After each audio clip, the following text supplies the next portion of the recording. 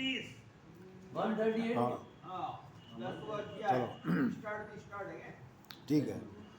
ओम श्री परमात्मने नमः। अथ दशमोऽध्यायः। श्री भगवानुवाच भूय एव महाबाहो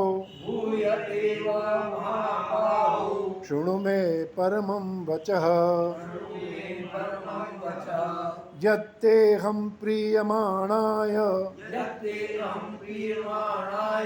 वक्ष्यामि हितकाम्यया। अब ये जो 10वां अध्याय है वो भगवान का विभूति योग कहलाता है। गीता के 18 अध्याय सभी योग कहलाते हैं। योग का मतलब होता है मिलन या मिलाना। तो ये सारे अध्याय जो है वो अपने को ईश्वर से मिलाने का काम करते हैं, इसलिए यह सब योग कहलाते हैं। तो विभूति योग, विभूति का अर्थ होता है महिमा, और एक प्रकार भी होता है, मतलब कितने प्रकार की है, प्रकार भी होता है, महिमा भी होती है। तो यहाँ भगवान अपनी महिमा बता रहे हैं। इसमें फिर इसमें कह रहे हैं भूय, भूय मतलब फिर से, भूय फिर भी, हे महाबाहो मेरे परम वचन को फिर भी सुनो। क्यों? क्योंकि यत्ते हम प्रियमाणा है, क्योंकि तुम मुझे में हमारा प्रीति रखने वाले हो, प्रेम करने वाले हो, इसलिए वक्ष्यामि हित काम्यया, मैं तुम्हारी भलाई के लिए ये कहूँगा, तो ये तुम सुनो। तो भगवान भी कह रहे हैं दूसरे श्लोक में, न मे विदुस्सुरगणाः प्रभवन्न महर्षयः अहमादिर्हि देवानां महर्षीणां च सर्वशः। इसमें भगवान कह रहे हैं कि मैं प्रभवम न सुरगणा न महर्षय विदु, मतलब मेरे प्रकट होने का न तो महर्षि लोग जानते हैं, न ही ये देवता लोग, सुरगणा मतलब देवता लोग जानते हैं। क्यों? कि मैं अहम आदि ही देवानाम महर्षिणां च सर्वश, मैं सब प्रकार से महर्षियों का और देवताओं का आदि में ही हूँ। तो भगवान ने उपनिषद में कहा नहीं कि सदैव सौम्य इदमग्र आसीत, मतलब पहले मेरे अलावा कुछ था ही नहीं, मतलब मैं ही सबका आदि हूँ। तो जो आदि है उसका कब दूसरे लोग कैसे जानेंगे? अब जब पिता का जन्म पहले हुआ तो पुत्र को कैसे मालूम पड़ा पिता कब जन्म हुआ? तो भगवान कहते हैं मैं सबका पिता हूँ, इसलिए मेरा आदि कोई नहीं जानता है। श्लोक नंबर 3 में कह रहे, यो मामजमदान यो मामजमनादि चंद वेत्ति लोक महेश्वरम असमूढ़ समर्थेषु सर्व पापे प्रमुच्यते। यो मतलब यह, मतलब जो माम, माम मुझे, मुझे, अजम मतलब अजन्मा, जो मुझे अजन्मा अनादि और लोक महेश्वरम मतलब सब लोगों का महान ईश्वर जानता है। मतलब ये मतलब ये सब में जोड़ देंगे कि जो मुझे सर्व लोकों का महेश्वर और अजन्मा अनादि जानता है। असमूढ़, सम्मूढ़ मतलब कि सम्मूढ़ मतलब मूर्ख, असमूढ़ मतलब विद्वान, ऐसा विद्वान लोग सर्व मर्तेषु, मर्तेषु मतलब मनुष्य लोक में, सब मनुष्य में ऐसा विद्वान जो है वो सर्व पापे प्रमुच्यते, वो सब पापों से मुक्त हो जाता है। मुच्यते मतलब मुक्त हो जाता है, सब पापों से मुक्त हो जाता है। अब ये श्लोक नंबर 4 और 5 एक साथ बोलेंगे क्योंकि इसका अर्थ दोनों शामिल है इसमें। बुद्धिर्ज्ञानम सम्मोह क्षमा सत्यम दमः शमः सुखम दुखम भवो भावो भयं च भयमेव च अहिंसा समता तुष्टिस् तपोदानं यशो यशः भवन्ति भावा भूतानां मत्त एव पृथक् विदाः। विदाह, विसर्ग लगाए तो विसर्ग का क्या नियम होता है कि विसर्ग का ह लगता है, उसमें विसर्ग के पहले देखते हैं, विसर्ग पहले अगर रस्व अक्षर है तो ह लगाएंगे, विसर्ग पहले आ है तो धा का आ है तो हा लगाएंगे, विसर्ग पहले ही है तो ई की मात्रा है तो ही लगाएंगे, ऊ की मात्रा तो हु लगाएंगे, ए की मात्रा तो हे लगाएंगे, ऐ की मात्रा तो हई लगाएंगे, ओ की मात्रा तो हो लगाएंगे, तथा मानापमान यो हो, ओ की मात्रा तो हो लगाएंगे। ये नियम है विसर्ग का। अपन विसर्ग लगाते नहीं है, तो ये विसर्ग लगाने से मालूम पड़ता है आप संस्कृत जानते हो, ठीक है ना।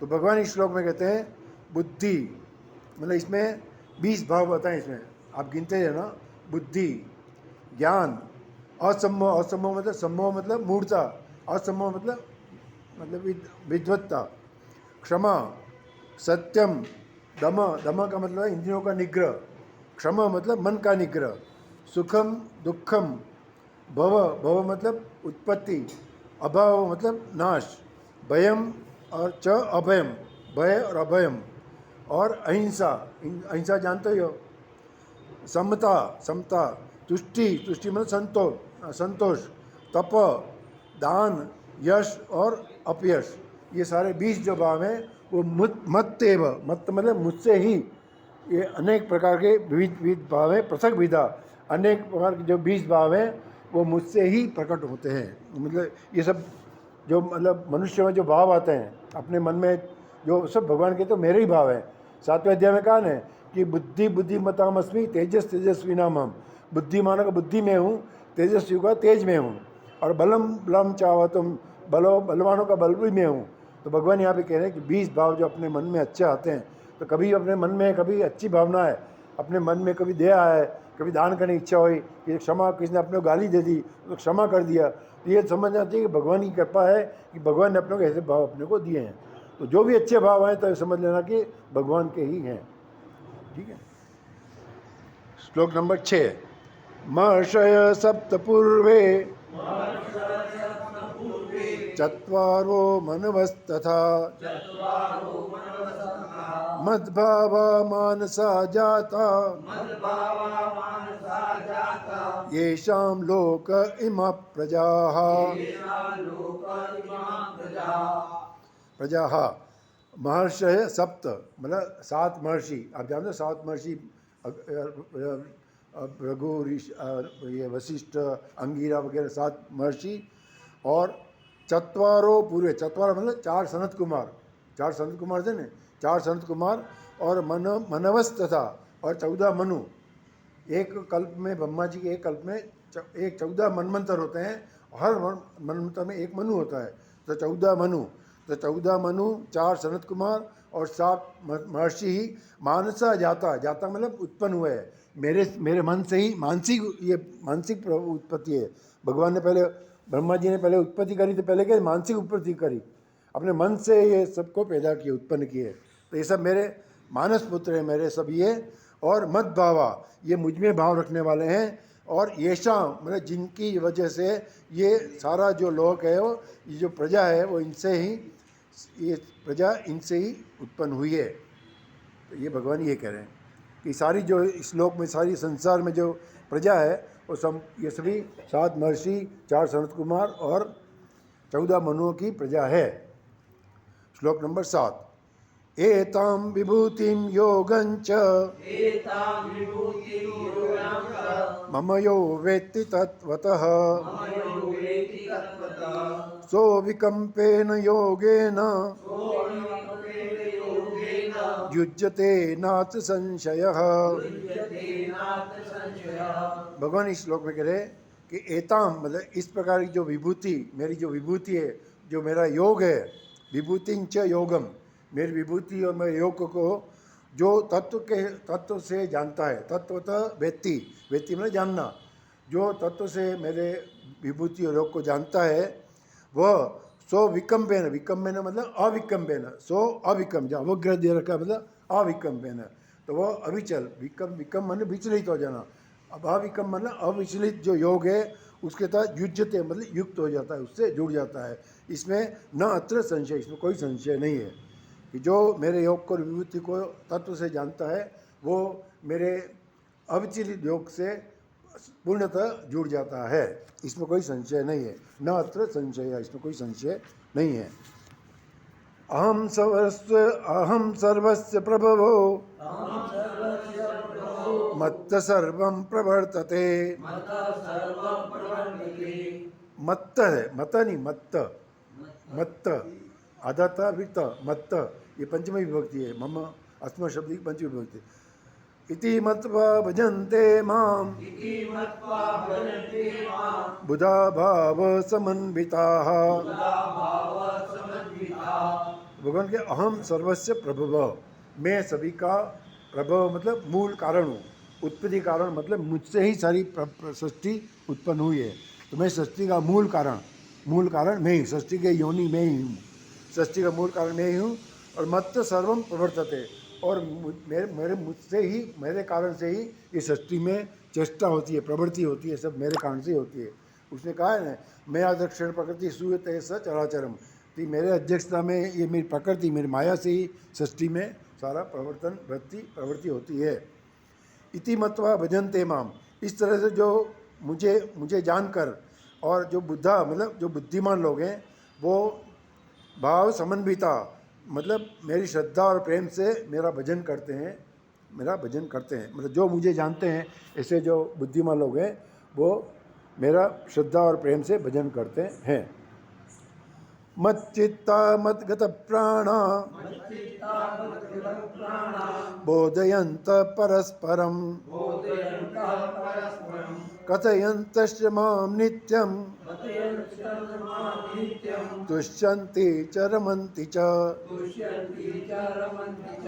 मच्चित्ता मतलब मुझ में चित्त वाले, जिनका चित्त मुझ में लगा हुआ है, और मद्गत प्राणा, और मैं उनके प्राण जो है वो मेरे में ही लगे हुए हैं, मेरा अर्पण किया है। बोधयन्त परस्परम, बोधयन्त परस्परम, आपस में जो ऐसे ही बातें करते हैं, जैसे कोई जो शहर वाले होते हैं ना, आपस में मिलेंगे तो क्या करें, शहर की बात करेंगे कि आज फलाना शहर उठ गया, आज ये हो गया। और जो बैंक वाले मिलेंगे तो बैंक की बातें करेंगे, जो अपने डिपार्टमेंट बात करते हैं। तो जो मेरे भक्त लोग हैं, जिसका मन मेरे में लगा हुआ है, और जो मेरे में प्राण भी मुझ में लगा हुए हैं, ऐसे लोग जो है वो कथयंत मुझ में वो मेरी ही चर्चा करते हैं, भगवान की चर्चा करते हैं। हमेशा मिलेंगे तो भगवान की चर्चा करें कि देखो भगवान कितना ऐसा है, वैसा है, वैसा है, तो उनकी महिमा ही गाते हैं। और नित्य मुझ में ही मेरी चर्चा करते हैं। और तुष्यंती च रमन्ति, और उसमें इनको संतोष, उसमें इनको आनंद आता है। रमन्ति मतलब उसमें इनको आनंद आता है, जो जिसका रुचि है उसमें आनंद आता है। तो मेरे भक्त लोग हैं, उनको मेरी महिमा गाने में ही आनंद आता है। तेषां सततयुक्तानां भजतां प्रीतिपूर्वकं ददामि बुद्धियोगन्तं येन मामुपयान्ति ते। इस श्लोक में भगवान इसका फल बता रहे हैं कि जो ऐसे भक्त लोग हैं जो हमेशा मेरी चर्चा करते हैं, मेरी महिमा गुणगान करते हैं, ऐसे तेषाम सतत युक्ता नाम, जो मुझ में हमेशा लगे हुए हैं, सतत मतलब नित्य निरंतर मुझ में लगे हुए हैं, और भजताम प्रीतिपूर्वकम, मुझे प्रेम से मेरा भजन करते हैं, ऐसे लोगों को मैं दिव्यम बुद्धि योगम ददामि तम, उनको मैं बुद्धि योग देता हूँ, जिसके कारण से ये न माम उपायांति थे, वो मुझे ही प्राप्त करते हैं। तो ऐसे मतलब जो भक्त हैं उनको भगवान ज्ञान योग भी दे देता है, उनको ज्ञान भी देता है। भक्ति और ज्ञान दोनों चीज़ होती है। तो भक्त है उनको भगवान ज्ञान भी दे देता है, बुद्धि योग देता है, इससे वो मेरी ही प्राप्ति करते हैं।